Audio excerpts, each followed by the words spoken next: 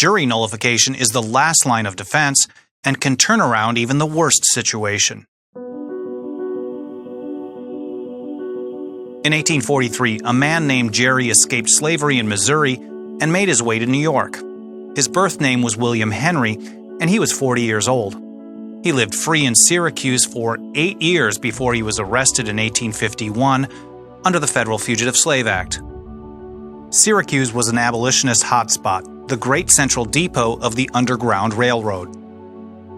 Earlier that year, the hated Secretary of State Daniel Webster had warned that the law would be enforced even here in Syracuse, in the midst of the next anti-slavery convention.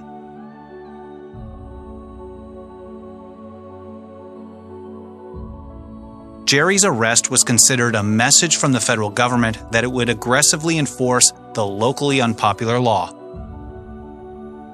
But the people there were not intimidated by Webster's federal threat, and Jerry had a lot of local support. An immediate effort to free Jerry helped him escape to the street in irons, but he was quickly recaptured. He was then relocated to a more secure room, but a crowd of 2,500 people surrounded the building, and reports said they overwhelmed them by numbers, not by blows. Jerry was brought to a safe house, and a few days later he made his way to freedom in Canada. The federal government put 26 people on trial for helping him escape, but only one person was convicted. That's because they couldn't seat a jury in the area willing to do anything but acquit. Turning the tables, the rescuers actually got a state law indictment against Marshall Allen for kidnapping Jerry, and used the occasion to argue against the constitutionality of the fugitive slave law.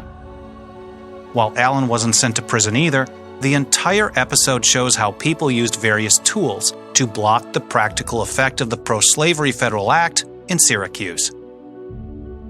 Next, we'll talk about how to put all these different ideas into a big-picture strategy.